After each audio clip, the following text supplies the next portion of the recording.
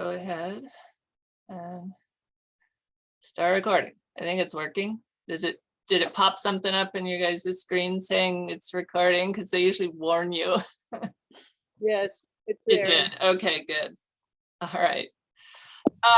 Okay, so I think just about everybody who's signed up is coming, which is amazing because for some reason on a lot of events, not necessarily with this group, but my other groups, like we'll get 30 people signed up and 10 will actually show, even though a lot of them signed up like that day. So I don't really get it. But anyway, we're getting a very high percentage of those signed up joining, which is great. So let's go ahead and get started. So welcome everybody.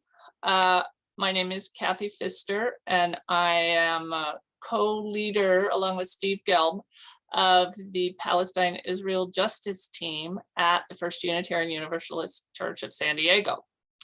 And we are very lucky to have with us today our guest speaker, Farid Abdel-Nour. And he is going to present a talk titled Why Remember the Nakba. Farid earned his PhD in political science at Rutgers University. He is professor of political science at San Diego State University, where he currently serves as department chair. Is that correct, Farid? Okay. And where he also helped found the Center for Islamic and Arabic Studies.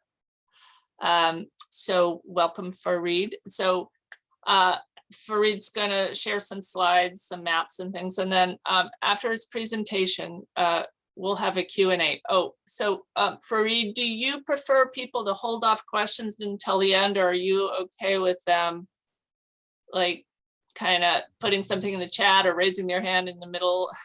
I wouldn't mind if people want to raise their hand in the middle, but I do not do multitasking. So the chat. No, I'll monitor the chat, or Steve and I can monitor the chat. And so I'm comfortable if people want to interrupt. It's a small enough group. If people have a question, etc. Now, if I think the question is a distraction from where I want to go, I will say so, and I'll try to get back to it later. Okay, yeah, and we'll try to keep track of that as well. Okay. Okay, well, welcome Farid, take it away. Thank you, Kathy, and thank you for inviting me. This is a very disturbing time to be giving a talk about anything, but especially about the Nakba. And you might think that it seems almost anachronistic, right, to be talking about the Nakba today, now that people are being slaughtered in front of our eyes on TV. But I think it's very relevant to talk about the Nakba. So I'm not interested in talking about the Nakba as a set of events only. I understand that some of you will be reading or have read or in the process of reading Ilan Pappé's Ethnic Cleansing of Palestine, where you have a very careful and exhaustive account of the events of the Nakba. I'd like to propose to you that we think of the Nakba as a frame for understanding the conflict. In other words, if you do not place the Nakba front and center in understanding this conflict, you will probably never understand at least where Palestinians are coming from. There is nothing that Palestinians have to say about this conflict. There is nothing about their experience of this conflict. There's nothing about their experience altogether until today that is not directly tied to the Nakba. That's why it's important to remember the Nakba and to commemorate it as a way of forcing ourselves to place it front and center of understanding. Without that, we risk, and I think it's a very serious risk, we have a really serious risk of distortion and of obstructing the Palestinian story of this conflict. So Having said that, the Nakba as a frame, I think in order to tell the story that allows us to see the Nakba as a frame and to constantly refer back to it, you can see it as the culmination, as the, I don't want to say logical outcome, but I would say the predictable outcome of a project, a dream. The story of the Nakba is the story of a dream and a political project that had human obstacles to its realization. The Nakba is how this obstacle is removed.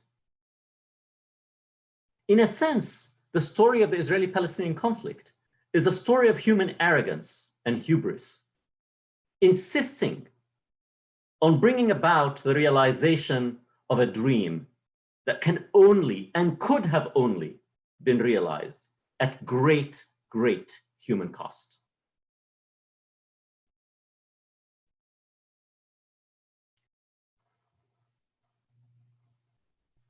There are many places from which one can begin to tell the story. I'm going to take a place that's relatively late, really, but otherwise we would be here all day, all evening. So I just want to take the Balfour Declaration 1917 as the beginning point. The Balfour Declaration embodies how it came about that a dream of establishing a Jewish state in Palestine at a time in which over 90% of the people of Palestine were Muslim or Christian, how it came about that somebody thought that the idea of establishing a Jewish state in a land in which the overwhelming majority of the population would be excluded from that state, how it came about that somebody thought they could actually realize that. And that happened because the British Empire had an interest in this. This was happening near the end of World War I. The British Empire had control over Egypt already from the 1880s, and therefore had control over the Suez Canal. The British Empire had India, and the British Empire had control over large swaths of Arabia, all the way from Iraq through southern Iran. It had a block, but it was not, with the end of the war, the British anticipated that they want to be able to complete this block with Palestine, Jordan, and Iraq. And they were about to succeed, except that the French refused to let them have Palestine, with whom they were negotiating over that.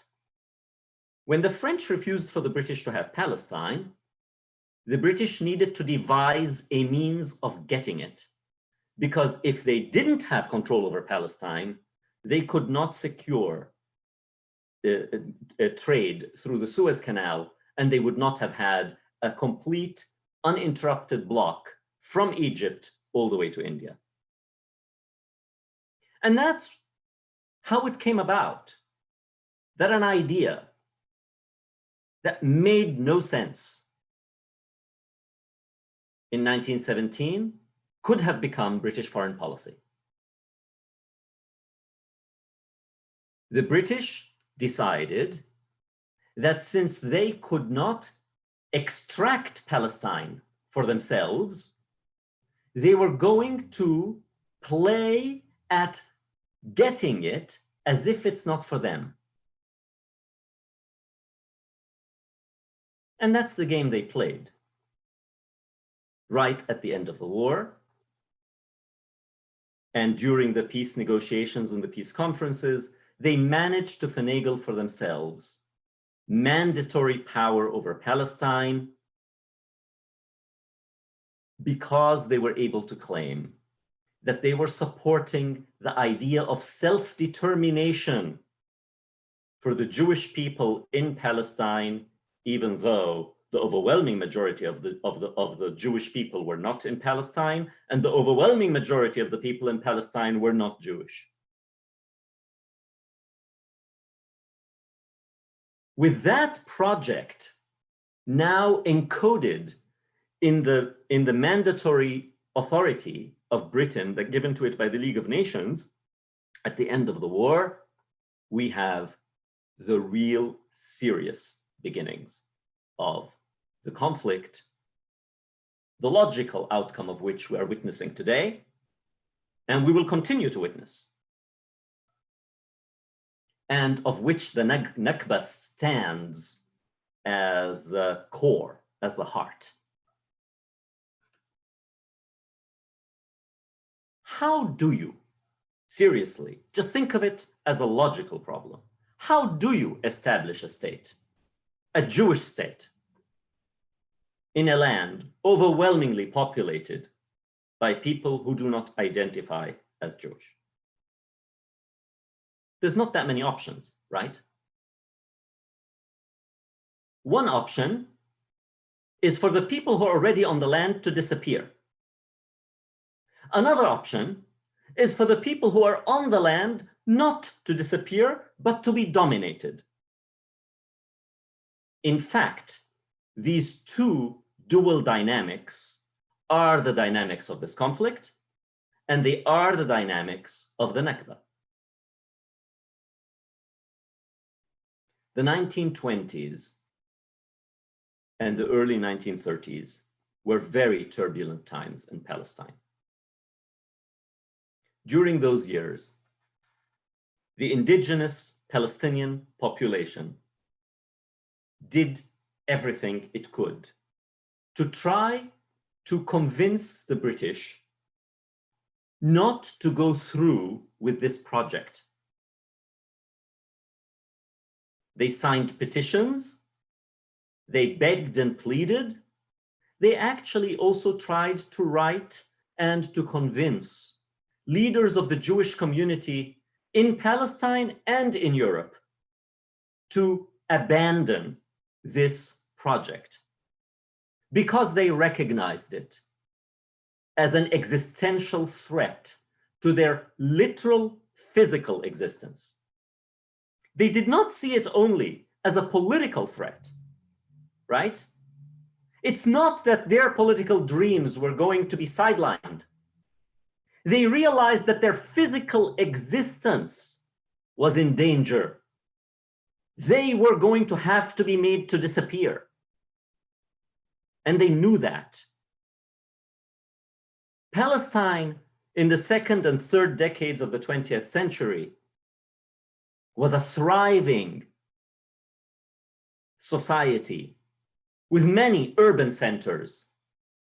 Newspapers were proliferating in Palestine. And in these newspapers, the editorials were consistent and never-ending, obsessed with this question, with the question of Zionism and opposition to it.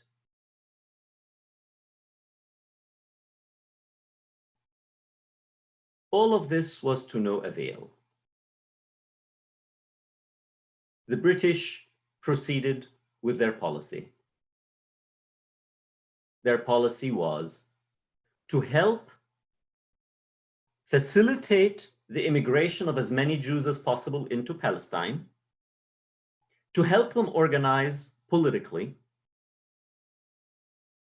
in preparation for their ability to establish some sort of political entity at some point.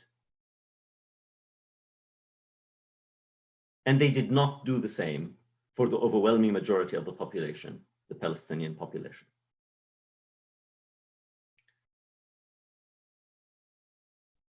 I'm not going to get into too many details about the harrowing causes of what ended up happening in 1936.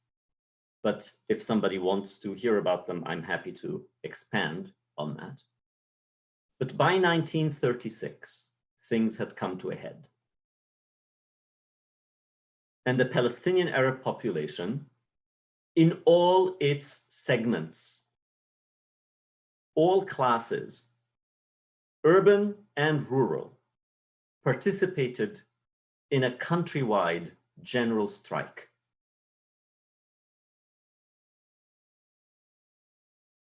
The British repressed that, and that repression caused further reaction, and the general strike turned to a full-scale rebellion that lasted for 3 years. One of the most illuminating things to have happened as a result of the first Palestinian rebellion of 1936 to 1939 was that the British recognized that something was probably not all right with their policy. And they established the famous Peel Commission. They created a commission that was to look into how to resolve this problem, because they clearly found that what they're doing isn't working. I'm going to share a screen of the Peel Commission proposal. The Peel Commission proposal of 1936 to 1937 was the result of the Peel Commission coming to the conclusion that apparently they figured out you cannot have a Jewish state in Palestine while at the same time respecting the rights of the Palestinian Arab population. So they chose to partition the country. They proposed to partition the country. The purple part was to be a proposed Jewish state, and the green part was to be a proposed Arab state, and the part around Jerusalem through the area of Tel Aviv was going to be a part that the British continued to control.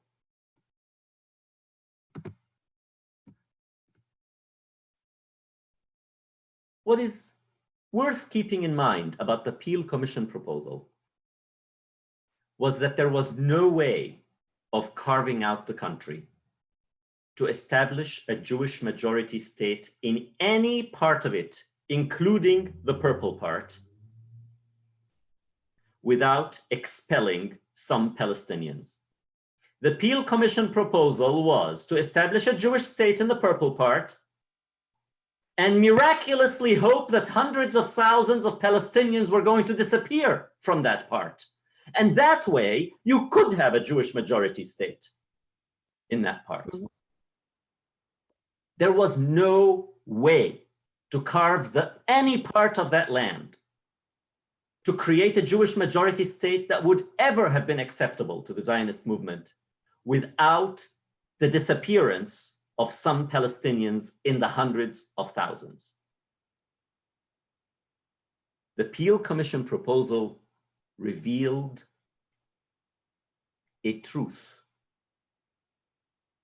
that the Palestinian intellectuals knew already at the latest from 1917, and that the Palestinian leadership understood at the latest from 1917, but that now the British and the leadership of the Zionist movement understood perfectly well. Now it became clear. The dream, the political project of establishing a Jewish state in Palestine necessarily required the displacement of hundreds of thousands of Palestinians. Nobody in the political leadership of either side had any doubts about this fact already in 1936 and 1937. This is key to remember. The Palestinian rebellion that started in 1936, as I said, lasted 3 years. During those 3 years, the British repressed it so brutally that they had more troops in Palestine than they had in India. And they trained They trained Zionist paramilitary groups and armed them to help them repress the Palestinian Arab Rebellion.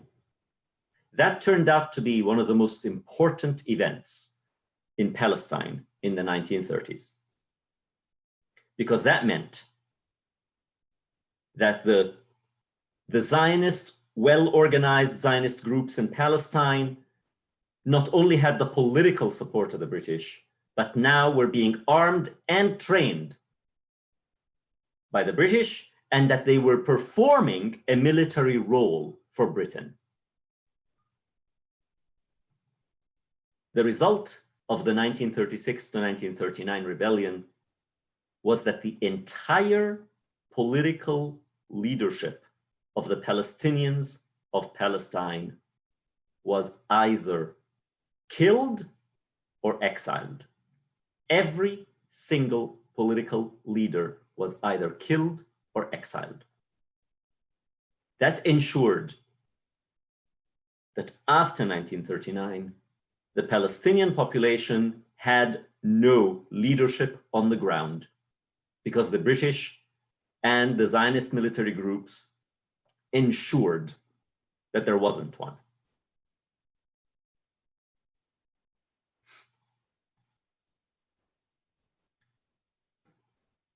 I'm skipping many things because the talk is about the Nakba, and I'm focusing on the dynamics of the Nakba, which I think I'm already laying out for you here.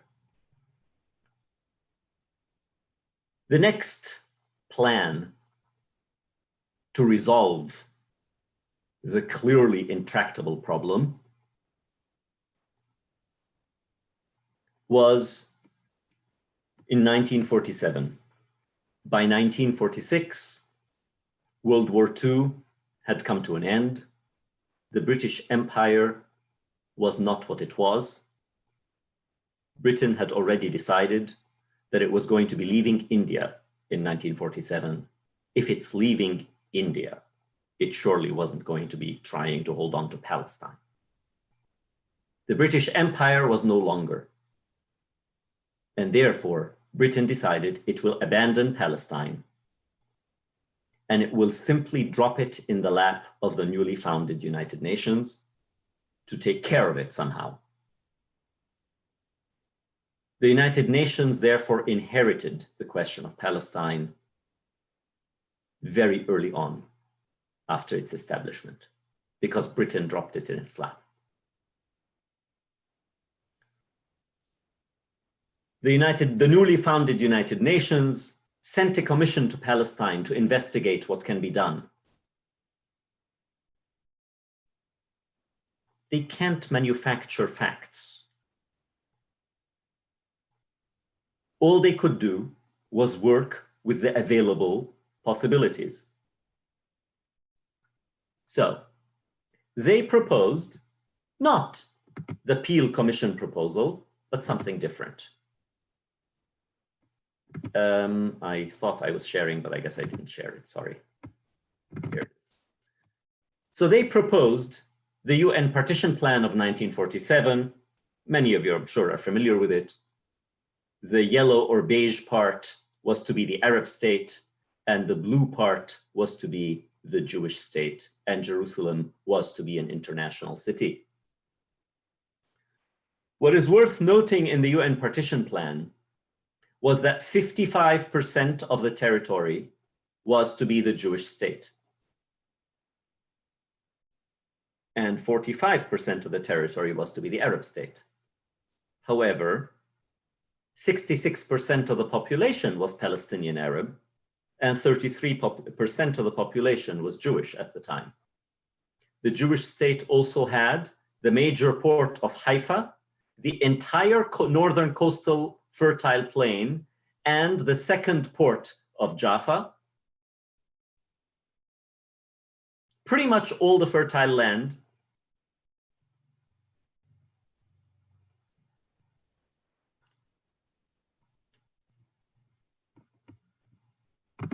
This proposal was predictably rejected by the Palestinian Arab population. They perceived it to be blatantly unfair. And they also questioned the right of the United Nations to take their country and give it away.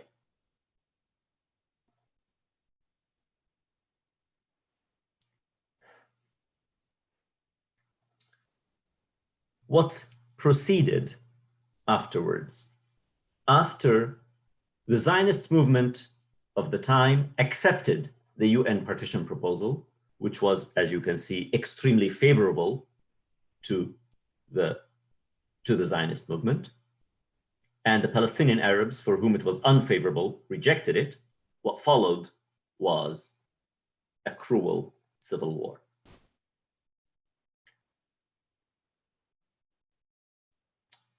Before going into, I'm not going to, again, not detail all the events of what followed in the preceding year and a half, which were the key period in the history of this conflict.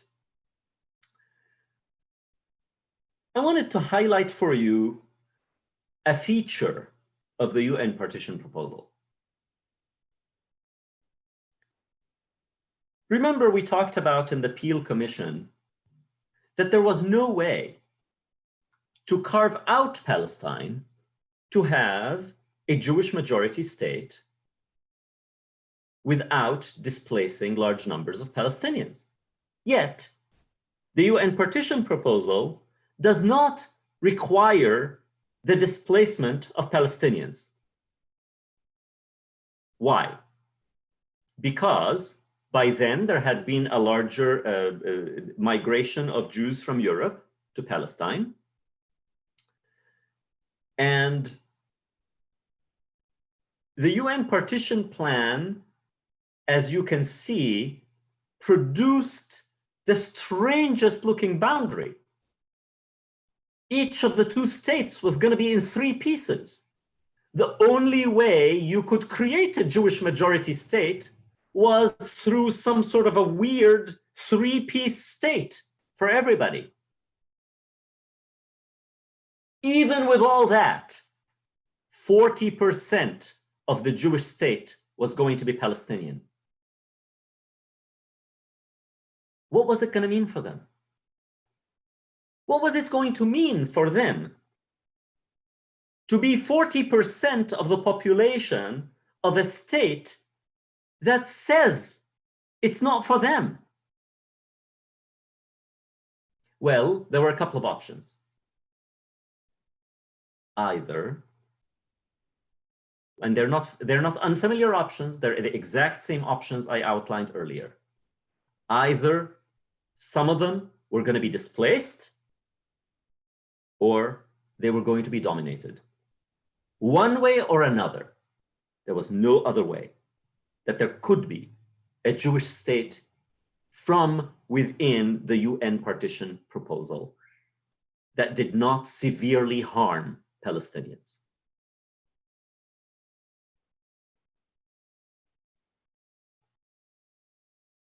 Right after the publication of the UN partition proposal, war broke out between the Jewish and Arab communities in Palestine, especially in the mixed cities, in the cities where they lived together. Of course, there are many cities in which Arabs and Jews lived together. They lived together in that country, not happily, right?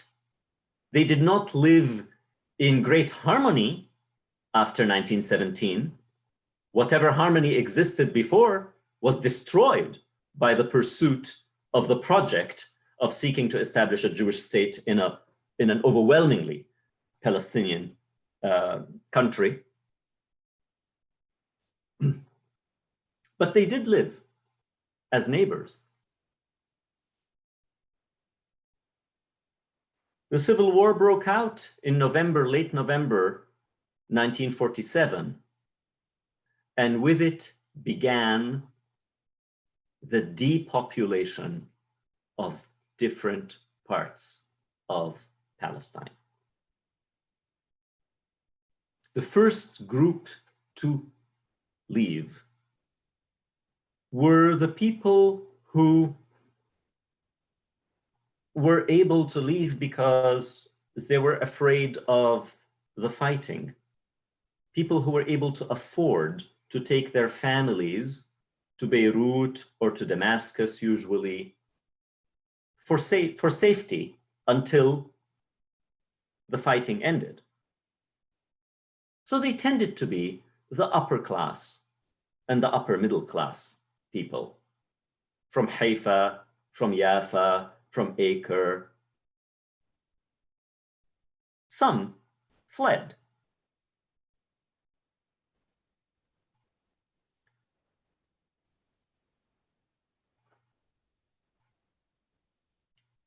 When the civil war started after the UN partition plan was announced,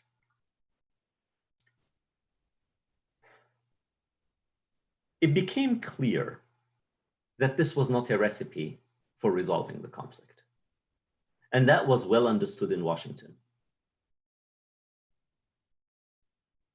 Because it was understood in the White House, which, by the way, strongly supported the UN partition plan. Not only did it strongly support it, it actually pressured and manipulated other countries that were at the economic mercy of the United States in order to vote for it. Having done all that, to pass the UN partition plan, the United States recognized soon enough that this was a recipe for disaster. And therefore, decided to try for something different.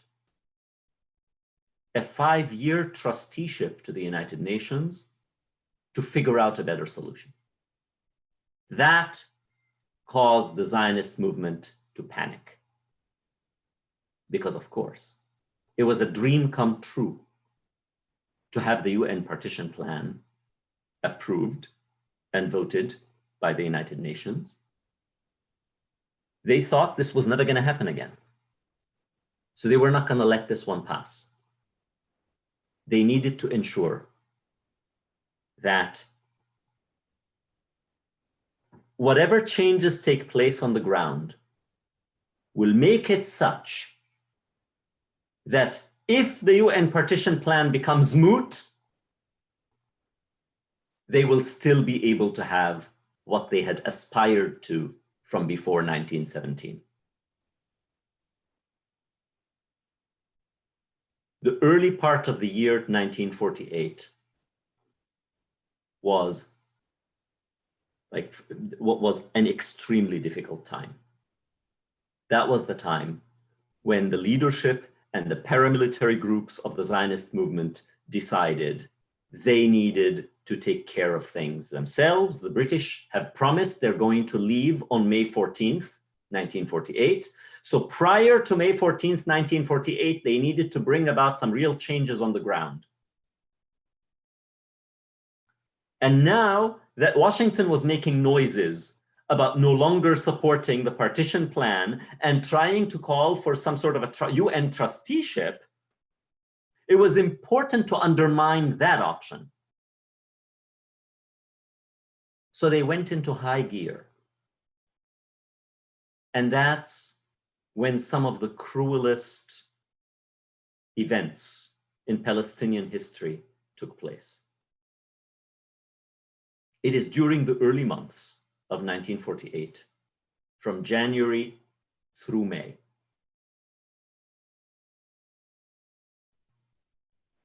that the pattern of what was to happen, more of which was to happen later, took shape. And the pattern was largely Zionist paramilitary forces would attack a Palestinian town or village, terrorize its population in the hope that the population will escape. And if the population does not escape, expel it.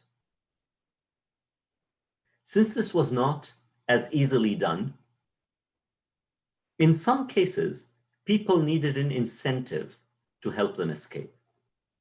Massacres were perpetrated as warnings to ensure that those who were contemplating staying put would know what awaits them.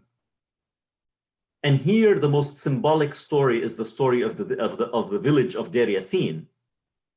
The village of Deir Yassin, in the neighborhood of Jerusalem, was attacked by Zionist organized paramilitary groups, and approximately 100 of its civilian population were massacred. And the news of the massacre of Deir Yassin were spread widely and were used also as a propaganda tool by the Zionist movement at the time to ensure that people in Haifa knew about Deir Yassin.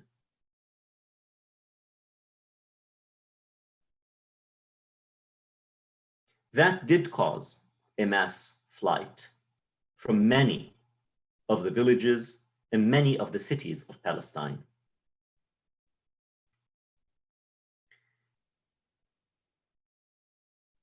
And it helped explain why, when in late April, the Zionist forces in Haifa had managed to gain control around it. And Haifa was a mixed city. It was a city of about half Palestinian and half Jewish. The Palestinian citizens of Haifa were about 70,000.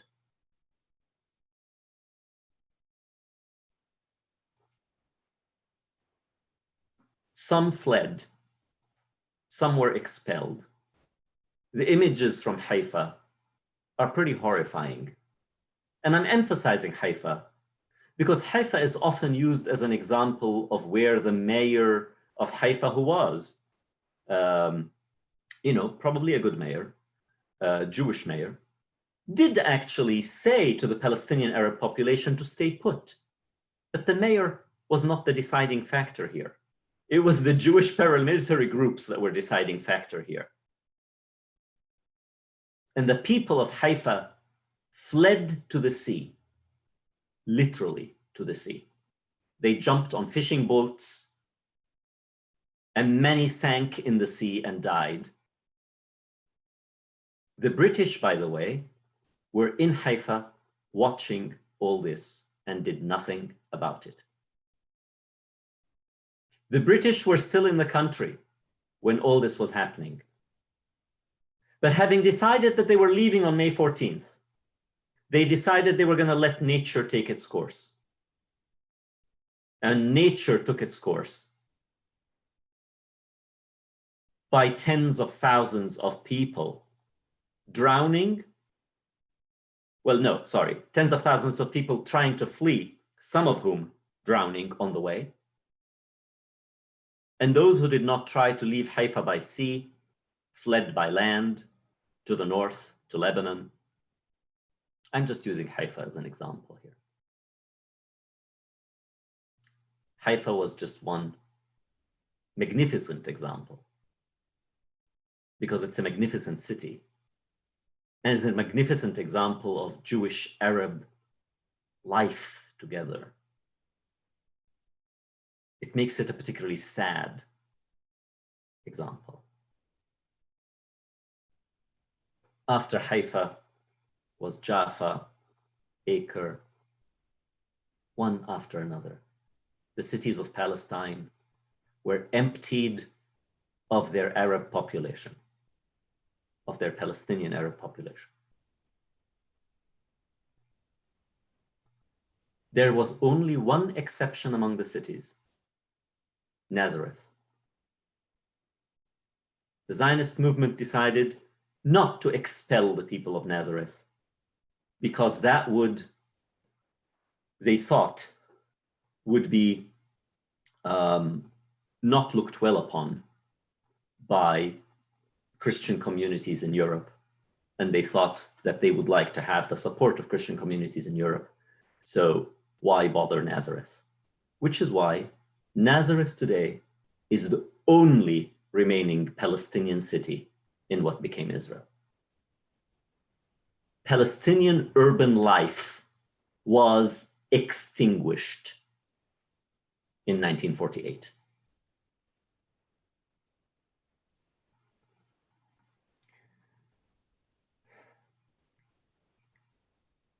The situation of the villages was as hard as it was for the cities. Again, there was a pattern. The village would be surrounded, usually from 3 directions. Usually there would be one way out. And those who did not flee were pushed out. And where necessary, massacres took place to encourage people to leave. All this while the British are still in the country, before May 14th, 1948. Before May 14th, 1948, 250,000 Palestinians had been expelled or fled from Palestine, and tens of massacres had taken place.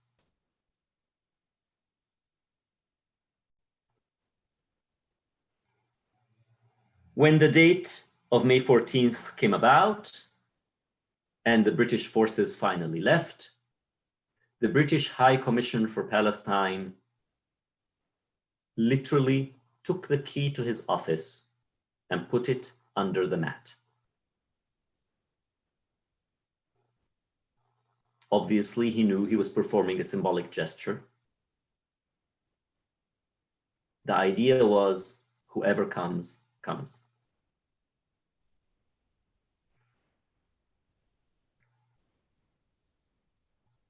That night, the leadership of the Zionist community met in the museum in Tel Aviv, and they read a declaration. They said, we're a state.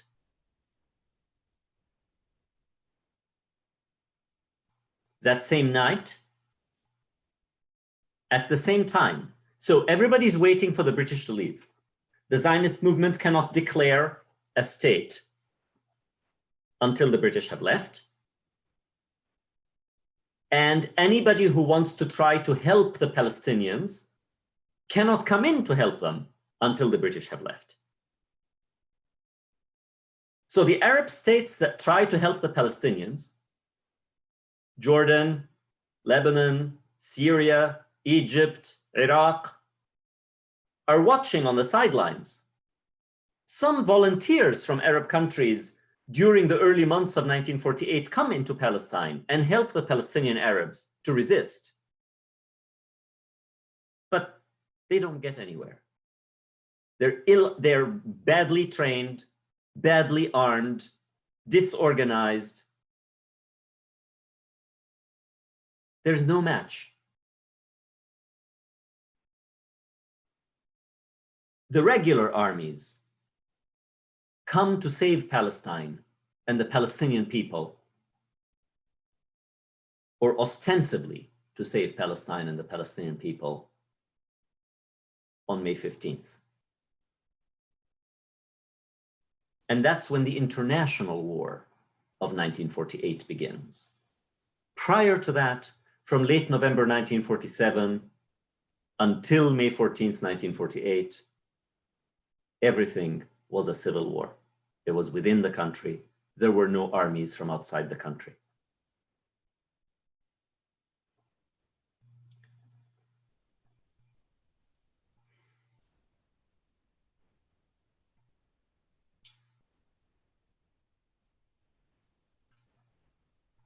For people who remember how this was talked about decades ago, they'll remember the following narrative, that it's a miracle.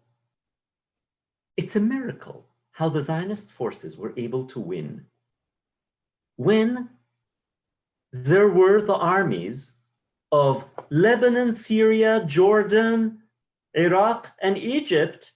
All 5 countries were fighting them. How could they possibly win? Right?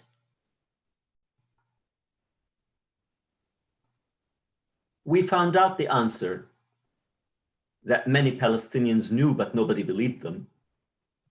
You will find it to be the case that when the victims of ethnic cleansing speak, nobody believes them. until those who have cleansed them open their archives. Only once the Israeli archives were opened in the mid and late 1980s and early 1990s did we now find official Israeli records of what the refugees had been saying for decades. What the refugees and people on the ground had been saying for decades is that they observed that the Jordanian military did not seem to really fight the Zionist forces, except with very, very few exceptions, mainly around Jerusalem. Now we know why.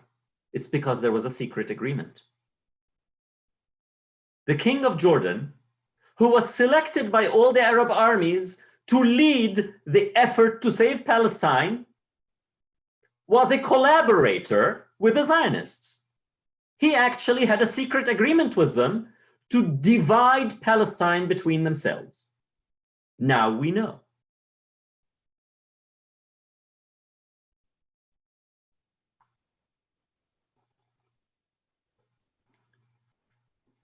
And the Jordanian army was in fact the best trained army of all those other Arab armies.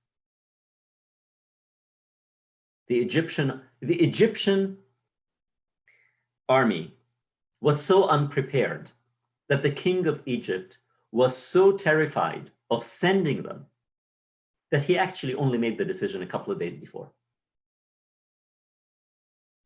The Lebanese army barely crossed the border. They largely stayed on the Lebanese side.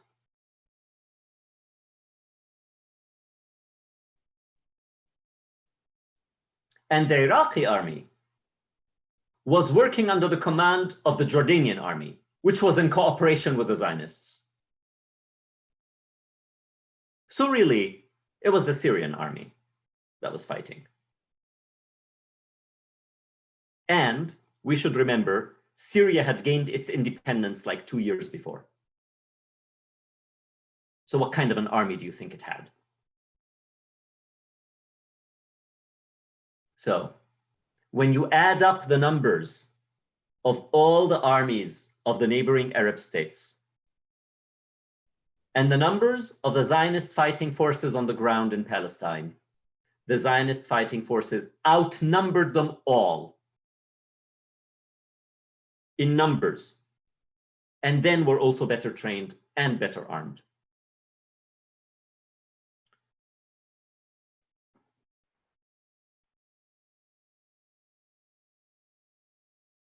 After May 15th, 1948, if there had been any holding back on the part of the Zionist forces in terms of expulsions and massacres, now there was no holding back. Now it was all behind the fog of war. Now it took place under the cover of war.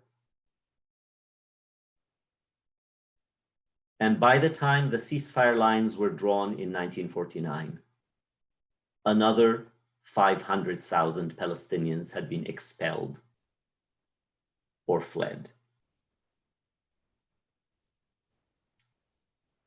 So you see, to realize the project,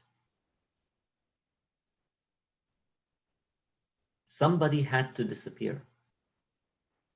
And the disappearance happened.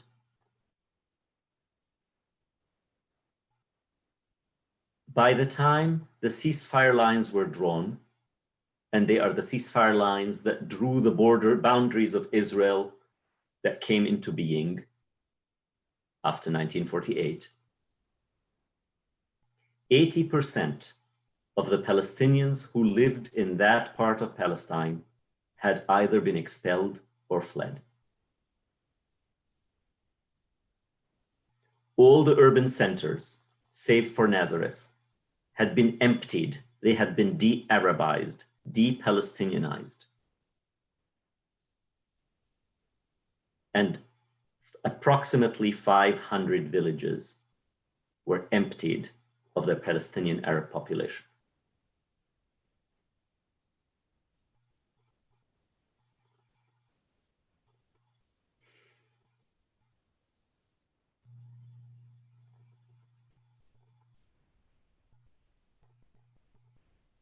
In the summer of 1948, the newly established Israeli government made one of the most important decisions it has made in the history of Israel. And it was the decision to do everything possible to ensure that the Palestinians who became refugees will never come back.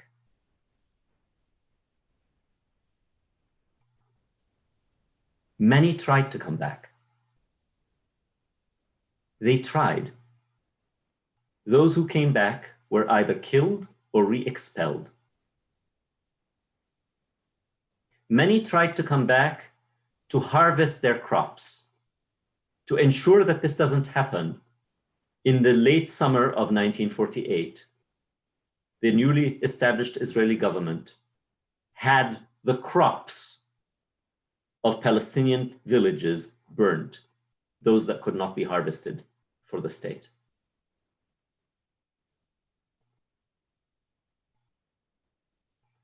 A man called Joseph Feitz toured the countryside with one purpose in mind: to decide which Palestinian villages, as he described it, were fit for Jewish habitation. If they were fit for Jewish habitation, Jews were to immediately move to them and live in them. And if they weren't fit for Jewish habitation, they were to be destroyed. Villages were either dynamited. The dynamiting took place more earlier on, actually, especially in the civil war part of the war. Explosives were just used to blow up the village to make sure that people don't have anywhere to go back to. That's even before the establishment of the state, and before that decision was made. Clearly, it was understood that there was a desire to make sure that people don't come back. And that's why villages were blown up, because that was the fastest way to do it. When it was possible to have a little more time, it was possible to, in a more leisurely fashion, bulldoze the village. One way or the other, the village had to disappear. Approximately 500 Palestinian villages were no more within less than a year. Palestine,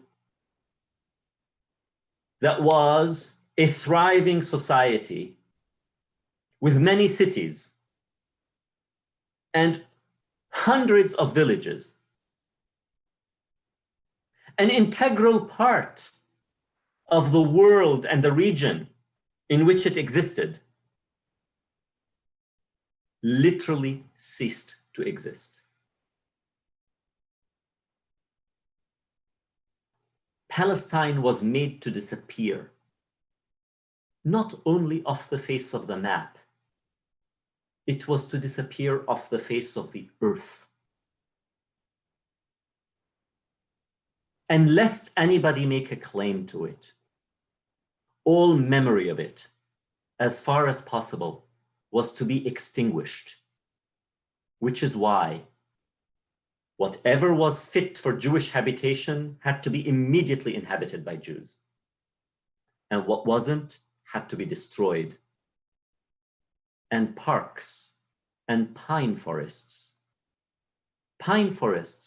donated for by people in the United States, putting money in jars in grocery stores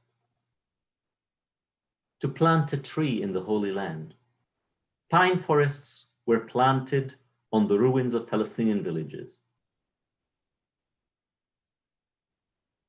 to make the landscape look pristine and clean.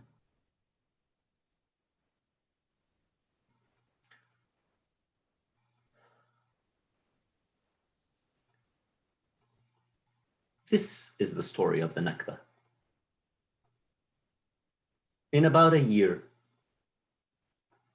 the people of Palestine found themselves either as refugees or dominated.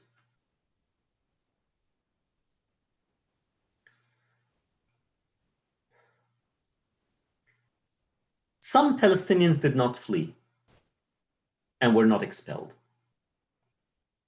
and they stayed in what became Israel. And they were given Israeli citizenship. Today, they constitute 19% of the population of Israel.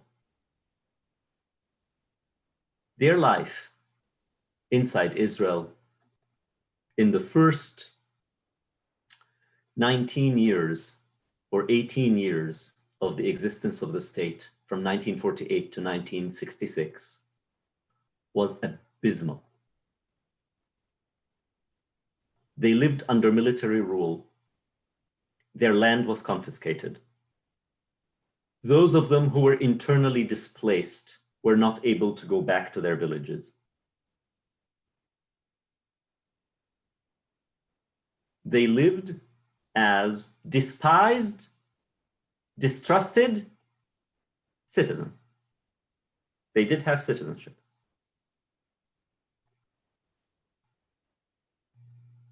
The 80% of the Palestinians in what became Israel who became refugees, which include my parents, by the way, they fled to wherever they could go. Some fled to Lebanon, some fled to Syria, some fled to Jordan. Those who lived in the coastal plain, in the southern part of the coastal plain, fled south. Those in the Negev desert, in the around the town of Beer-Saba or Beersheba, fled to Gaza. And some fled to what became the West Bank. After 1948, Gaza was occupied by Egypt, and the West Bank was occupied by Jordan as per the agreement. But I want to give you a feel for what it was like to be in Gaza and to be in the West Bank in 1948. For every native Palestinian West Banker, one refugee came.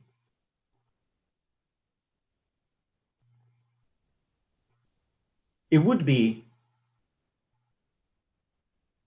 as if San Diego County, within 1 year, absorbed 3.3 million refugees from Los Angeles and Imperial County. That's what it was like to be in the West Bank. What it was like to be in Gaza was to receive 3 refugees for every Gazan. It would be like San Diego County absorbed 10 million people in 1 year from Los Angeles County and Imperial County. I don't think it will require much imagination to think of what life became. Every single Palestinian after 1948 was either dominated, a refugee, or bearing an unbearable burden of refugees. Gaza is a beautiful coastal piece of land, but that's not why it's crowded. It's not because it's so popular. Gaza is one of the most densely populated places on this planet because for every Gazan, 3 refugees came.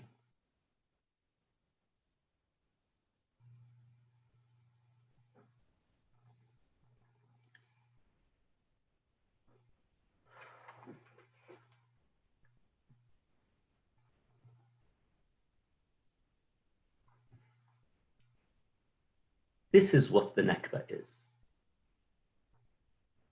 Palestinians came up with the name, with the word Nakba, to refer to what befell them.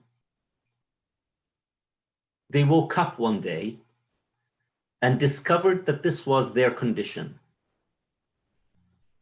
They recognized that something had happened to them. Someone did something to them. The Nakba just means the catastrophe. The catastrophe of Palestinian history.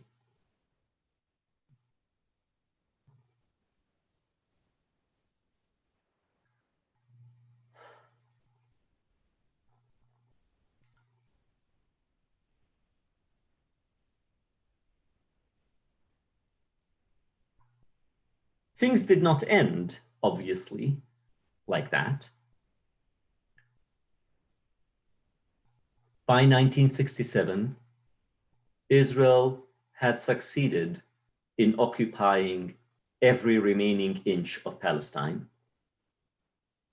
and occupying the Golan Heights and the Sinai Peninsula, all within 6 days.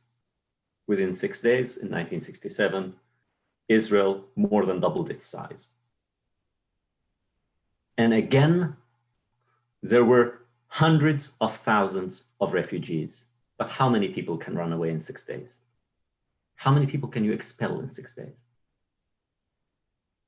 The result is that this time, in these two remaining parts of Palestine that Israel occupied in 1967, the population was largely in place.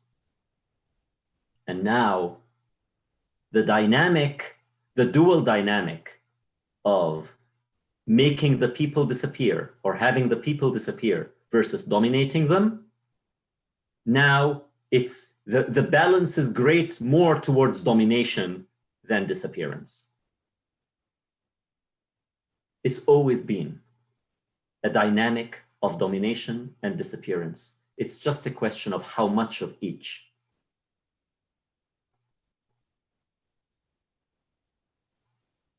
After 1967,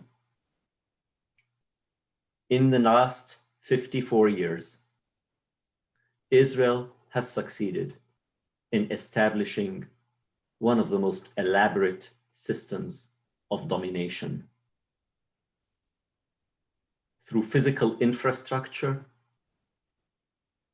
the building of settlements and bypass roads and tunnels, and through the concentration of Palestinian populations in ever smaller areas.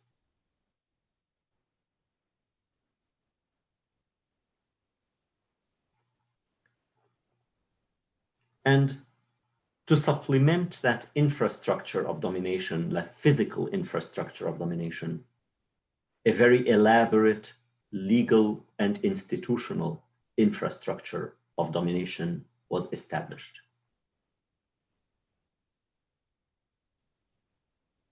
Today, in the areas that are controlled by Israel, which include Israel within the Green Line, the West Bank, East Jerusalem, and Gaza,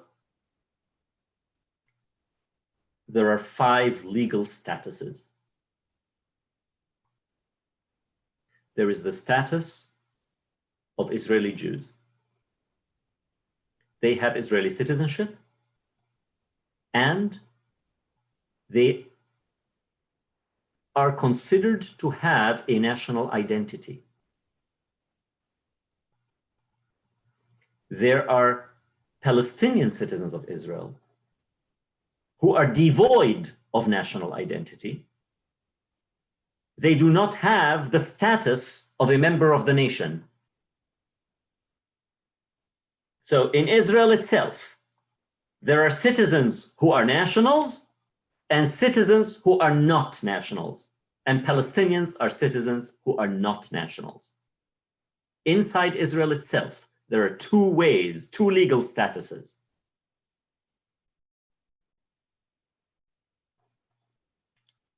In East Jerusalem is yet another legal status. In East Jerusalem, Palestinians who live in East Jerusalem, which was occupied in 1967, have a special status. They have a special identity card that gives them some freedom of movement in and out of Jerusalem.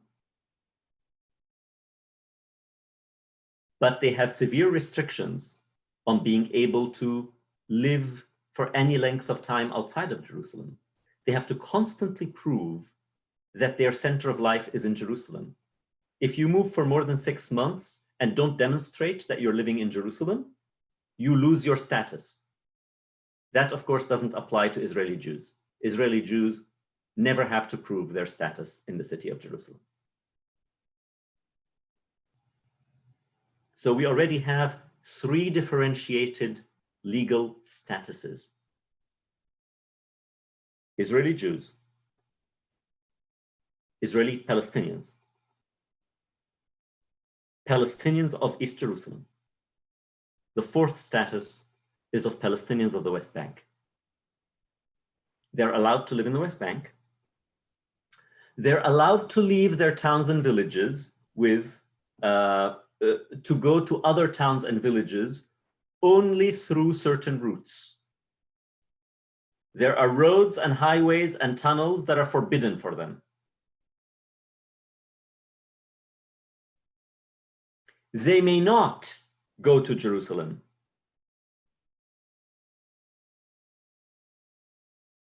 Jerusalem is not allowed, even though historically it was the center of cultural and economic and religious life for the West Bank.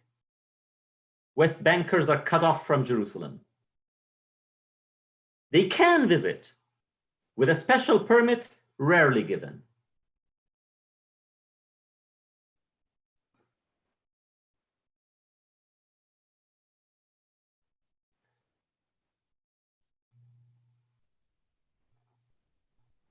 Palestinians from the West Bank are allowed to move to Gaza if they want.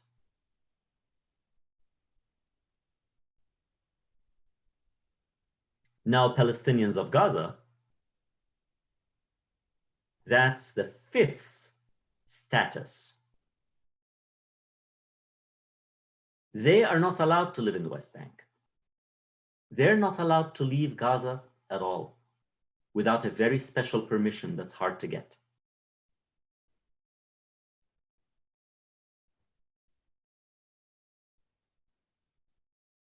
Gaza does not have an airport, does not have a port, and can only be reached by land crossings. There is one land crossing with Egypt and several land crossings with Israel. Egypt and Israel coordinate these things. Gazans, when people say Gaza is an open air prison, they're not exaggerating.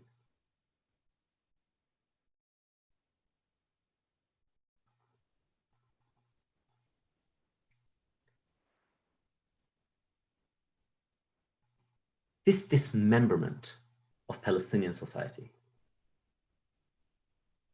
is part of the Nakba. It is the legacy of the Nakba.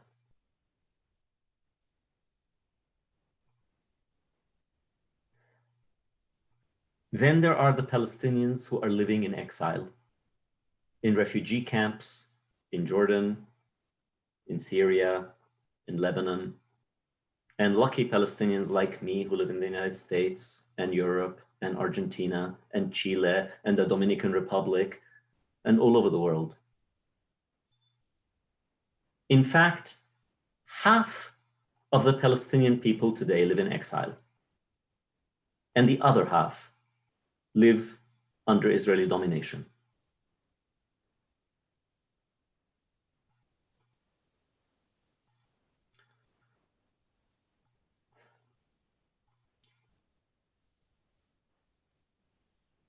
This establishment of different statuses for different Palestinians, putting them under very different conditions, narrowing and closing their lives,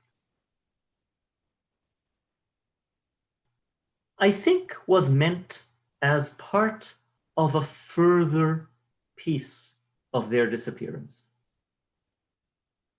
They were meant to truly disappear as a people who see any commonality with one another. But one thing that has become very clear in the last week is that they do realize that they have so much in common. And the thing they have in common the most is that even though they're not all dominated in exactly the same way, they're all dominated by the state of Israel. So that the events in East Jerusalem in the neighborhood of Sheikh Jarrah resonate in Gaza. The events in Gaza resonate in Lidda and Acre and Haifa, and resonate in the West Bank, and resonate in Lebanon, and resonate in Jordan, and resonate in Balboa Park yesterday.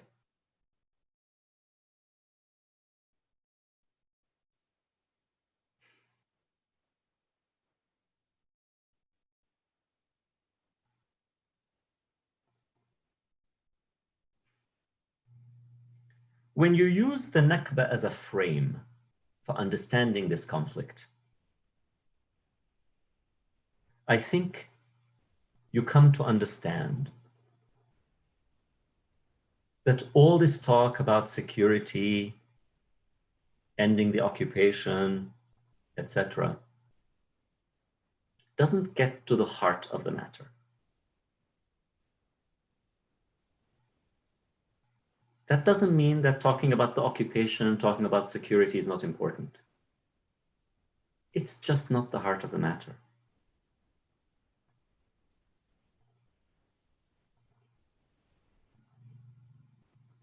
So, even on a day in which, before I started speaking, 42 people were killed in Gaza, I believe it is still important, more important, to talk about the Nakba than to talk about the sequence of events of the last week. Not that these are not important, the sequence events of the last week, but that understanding the Nakba and its dynamics just puts everything else in perspective. This is what I have, and I'm happy to engage in conversation, answer questions if people have them. So people can unmute themselves and ask questions or type it in the chat if you prefer. So I'm going to start with the question. So I read that, so the Arab Legion in 1948, which I guess is mainly Jordan, but some Iraqis, yeah, the Jordanian army, which was actually commanded by a British guy, which is weird, but that they actually stuck closely to this agreement, the secret agreement to divvy up. So they didn't go out, they didn't try to fight outside like the UN partition plan, whereas the Zionist paramilitary groups did, which is why they ended up with 78% of Palestine, whereas the partition plan was only going to allot them 55%. So really the only time the Arab Legion Jordanian army fought was when the Zionist forces were trying to take, I mean, they weren't going to abide by this agreement, right? They wanted Jerusalem and whatever they could get. Yeah. So there was some real fighting, but only under those circumstances is that. Yeah, I think that's correct. Happened. That's correct. That's my understanding. I'm not a historian. I don't read Hebrew, so I haven't gone into the archives or anything of the sort. I'm reading historians. And that seems to be the understanding of historians. I just want to maybe add one part, that the agreement was not necessarily for the divvying up was not between King Abdullah and the Zionist movement. I mean, the famous meeting, of course, is between King Abdullah and Golda Meir, right? But it was that was the last meeting that they had. But it's not about the UN partition plan. It's so the parts of, there is a part of the UN partition plan that it was agreed that Abdullah, that was allotted for an Arab state that Abdullah wanted. The agreement was not for Abdullah to be able to control all of the Arab state, no. The agreement was only for the part that became the West Bank. But they didn't agree on Jerusalem. Because they didn't agree on Jerusalem, they fought on Jerusalem. And the Sheikh Jarrah neighborhood, which is in the news, is a neighborhood that the Jordanian army fought really hard for and was able to hold on to in 1948.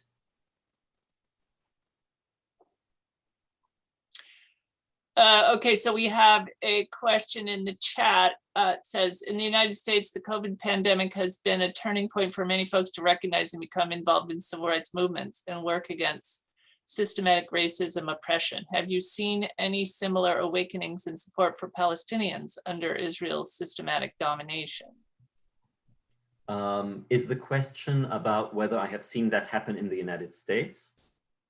I was assuming that's what it is, but Ashley, do you want to clarify?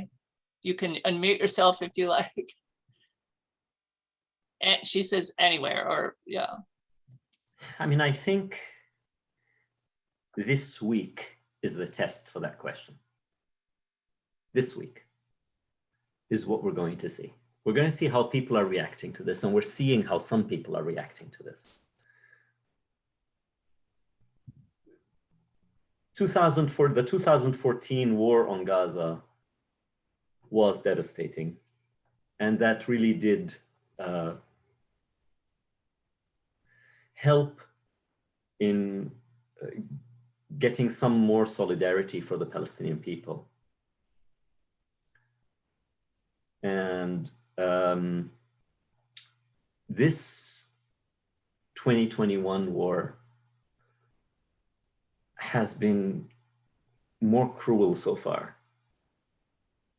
And I think people of conscience are not going to be able to help themselves.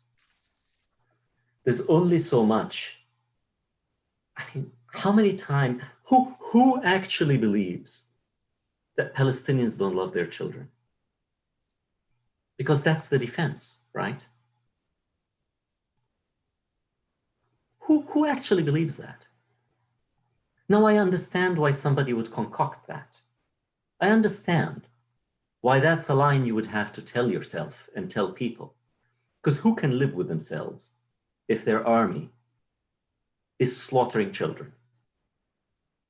So you must tell yourself that it's not you. It must be that people are holding their children as human shields. I think the US Army said the same thing about Vietnamese. I mean, they didn't care as much about their children. People have to salve their conscience somehow. They have to live with themselves somehow. And sadly, dehumanizing the people you are killing is probably the most straightforward way of salving your conscience for killing them. Yeah, say that, oh, we're killing them because they're being used as human shields, not because we're intentionally killing children. At the end, the real work that's happening is that we are not really killing real people. We're killing people who you wouldn't recognize. They're not people like you and me. They're a different kind of people. That's what it really means. Okay, so we have a couple more questions on the chat here. One of them, it says, it seems to me that the American press is being more sympathetic towards Palestinians than in the past. Do you agree? I haven't sort of looked at it systematically. Sometimes it feels that way. But I will tell you, on Wednesday, I literally wanted to take my radio, which I had turned on to NPR, and throw it out the window. Yeah, I just felt so frustrated. I felt like it doesn't matter what happens. There is a line that people are just going to tell. And to me, that President Biden said that he does not see disproportionality. What does it mean to say you don't see disproportionality? When we are talking about, before I started speaking, it was 10 Israelis, 11 Palestinians in the West Bank, and 197 in Gaza. What do you mean you don't see any disproportion? So, okay, he's not the press. So that's not the question. The question was about the press. And yes, I do see some voices in the press. It is frustrating, though, how couched everything is. This is one of those situations where people feel like they can't, it's as if the moral clarity they have when they see a video of somebody being murdered by a police officer is not present when they look at this conflict. And I don't get that. So yes, I see that the American press is probably a little bit more open than it used to be. But I think you will find there was also some openness in 2014.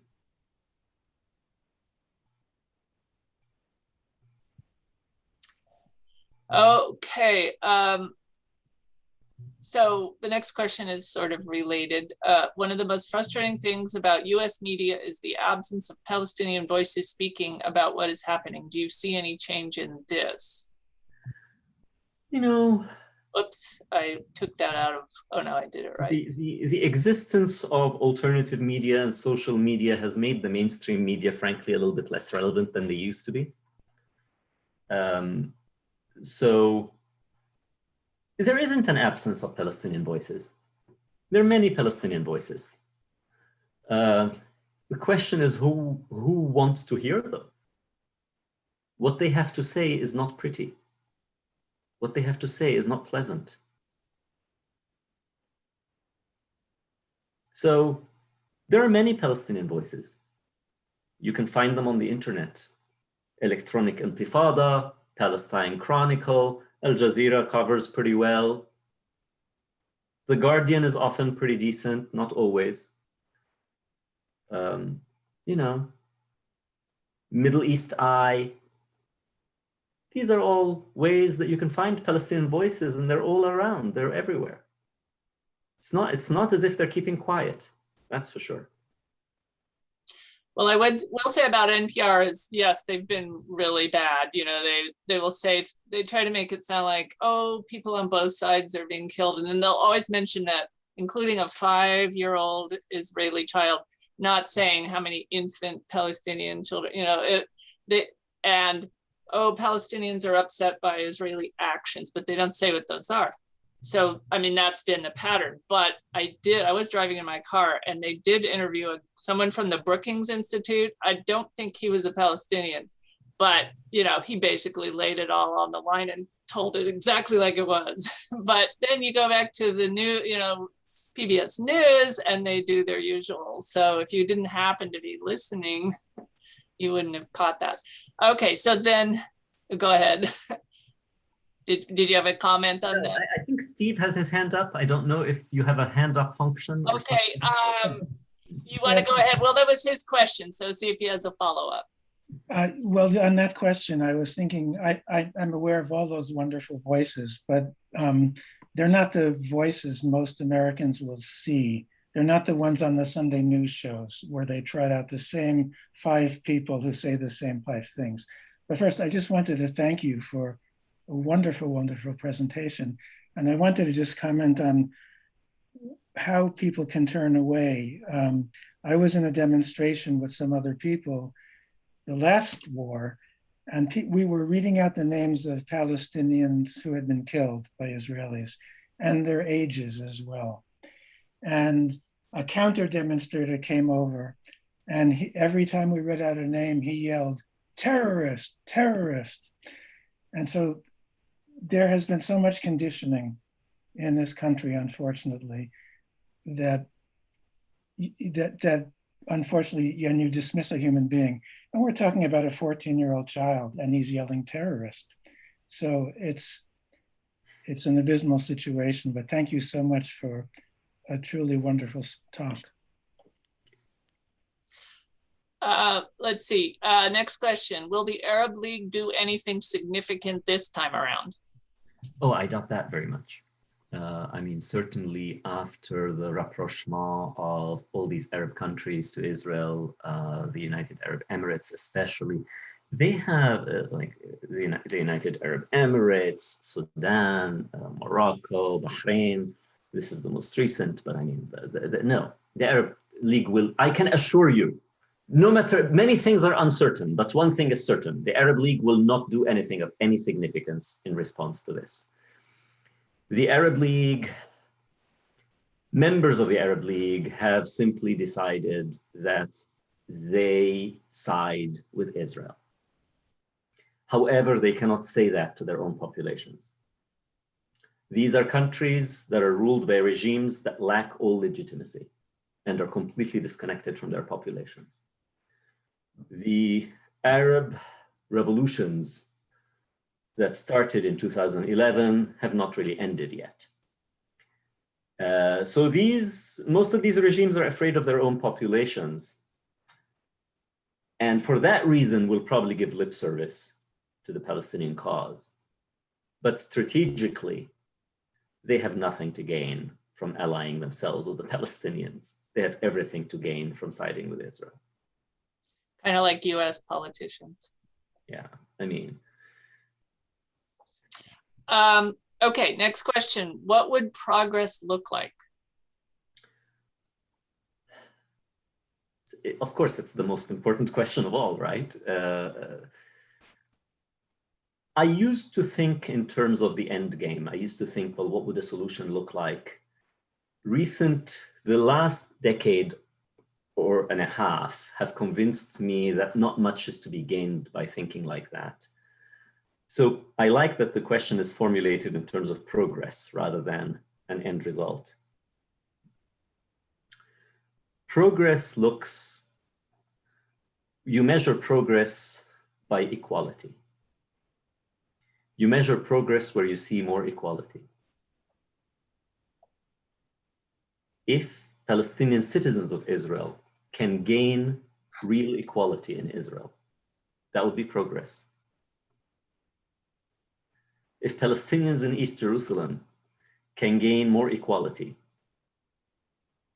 with Jewish Israelis, that would be progress. Progress has to look like something that allows Palestinians to live in dignity as equals. I don't care if it's in 2 states, if it's in 1 state, if it's a confederation, it doesn't matter what the thing actually looks like at the end. What matters is that people are treated as equals. Right now, I'm sure some of you have seen it. If you haven't, I strongly recommend the Human Rights Watch report of April 27th. I don't always have the time to read human rights reports from beginning to end, but this one, I read the whole thing, and I can only recommend it. It is very eye-opening. It sort of forces you to face the facts on the ground. Right now, we are talking about two equal populations. Israel now is in control of a population that's divided equally between Israeli Jews and Palestinians. If you count all the areas that Israel controls, including Gaza, it's an equal number. If you consider that the Palestinian birth rate is significantly higher, this parity is going to become a Palestinian majority in a very short time. Israel will very soon find itself controlling a majority of Palestinians. And I actually think it is that the fear of that scenario is what probably led to the Israeli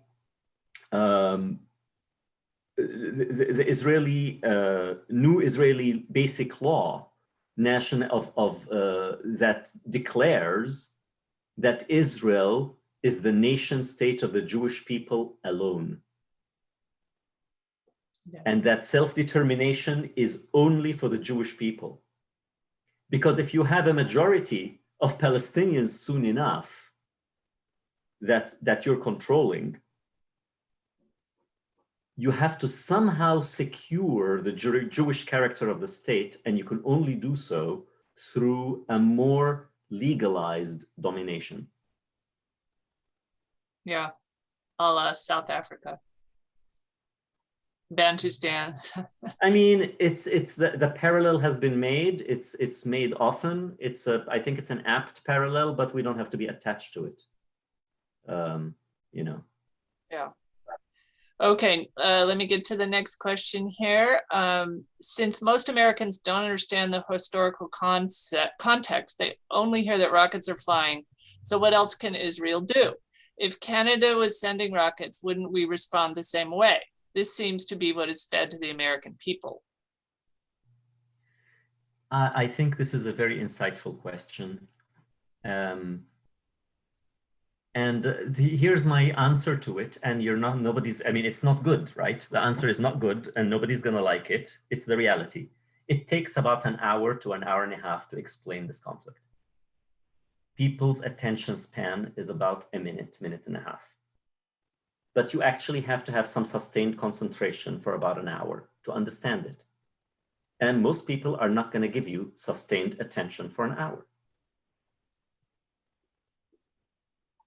Yeah. They want something they can understand in a slogan or in a tweet. You can't understand this conflict in a slogan. Well, and you also have to undo a lifetime of sort of brainwashing with the Israeli narrative too. That's a lifetime's worth of work, right? But you can only undo that yourself. You can only undo it in yourself after you have come to understand something about this conflict.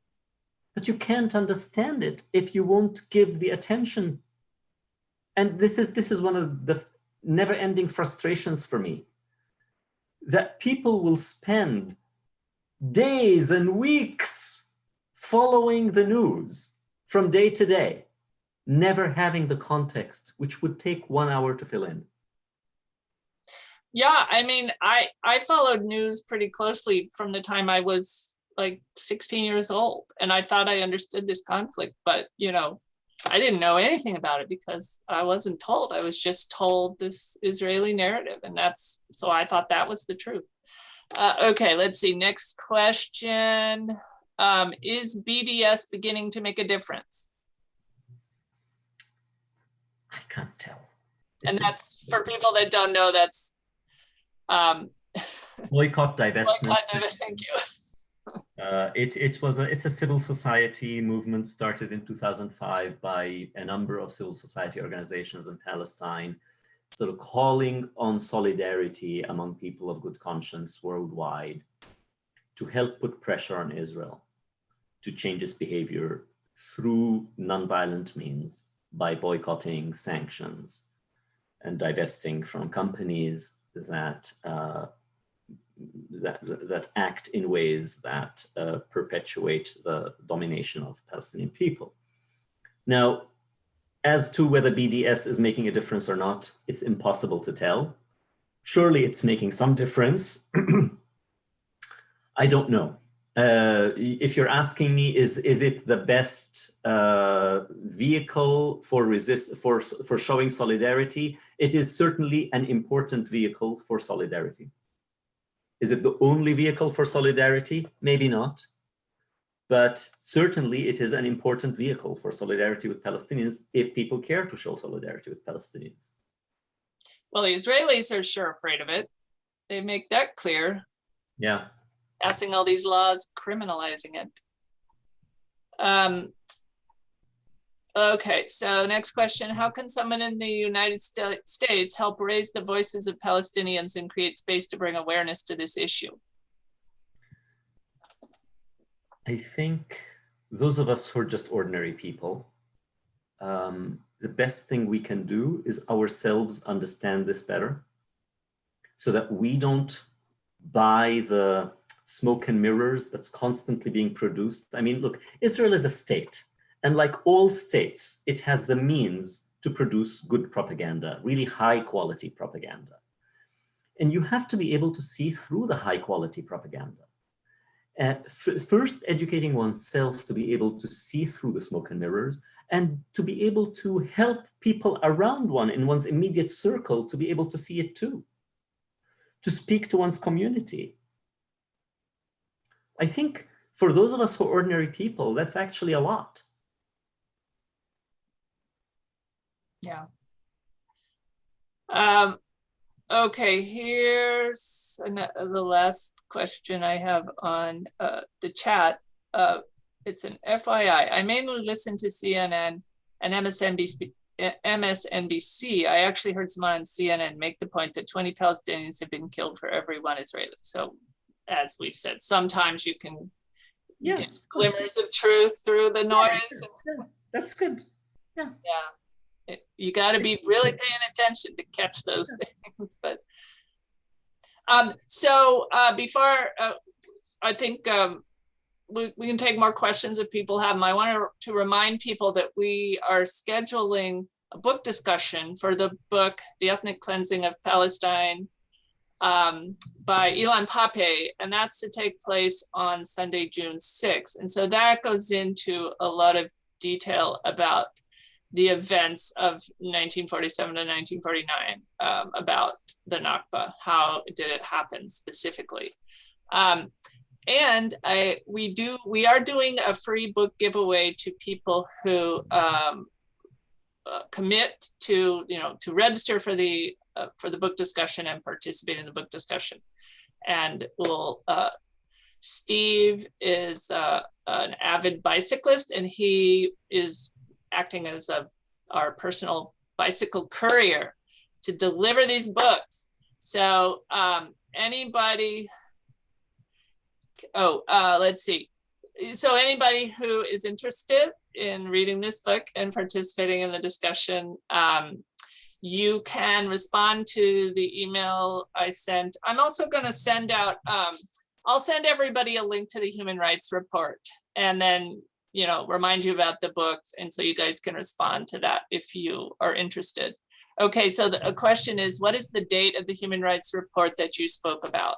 April 27th, 2021. It's called A Threshold Crossed. So I also heard B'Tselem, however you say it, came out with a similar report, maybe not as an earlier report, in January. B'Tselem came up with a report in January, making similar points. The Human Rights Report is just more exhaustive. It's just more, it's more detailed. Yeah. Okay, anyone else have any questions? You can unmute yourself and speak right up, or type it in the chat if you prefer. Any other questions? I guess we're already over time. Yeah, we're a little over time here. We said it would be an hour and a half, but if anyone does have any more questions, speak up now. let's see, I'm gonna put myself on gallery view so I can see if I just wanted to thank Farid very, very much. And now I understand where the Israeli intelligence services that are contracted in many countries, such as in Colombia, gained their experience. I consider myself a fairly well-informed person, but I certainly did not know everything that I learned from you today. Thank you so very much. Thank you. Thank you all for inviting. Yes, I know about atrocities, but I didn't know some of the history, and I didn't realize how much the British government and the US government caused the history. And I really appreciated having your viewpoint, not just, you know, not a 10-second blip, but I was able to extend from the 10 minutes to the entire time, and I really appreciated it. Yeah. And I also wanted to mention, yes, that's one thing that I really learned was what the British government did that really led to the situation. I mean, I wasn't totally aware. I knew of the Balfour Declaration, but I think you went into it and explained what was behind the actions of the British government. Okay, Kathy, did you have a question? No, I don't have a question, but I just want to reiterate what both Beth and Carolyn said. Yes, I didn't realize how miserable the British were to the Palestinians and how much they organized the Zionists. Also, I want everybody to know that an Irish MP really told the Israeli ambassador off recently, the past couple of days. I'm 50% Irish. There's a long-standing solidarity Can't tell between by the last- Palestinians and the Irish, so there's a... Well, yeah, it's very similar. Yes. Yeah, Indeed. similar interests. Okay, so anyone else? Going, gone. Thank you so much, Farid. And I do you. have this, it's recorded, and I'll try to figure out where to put it, and we'll let everybody know how to get to it. Thank you all. So, Thanks. thanks Bye-bye. everybody for coming. Thank you. Thank you. Bye-bye.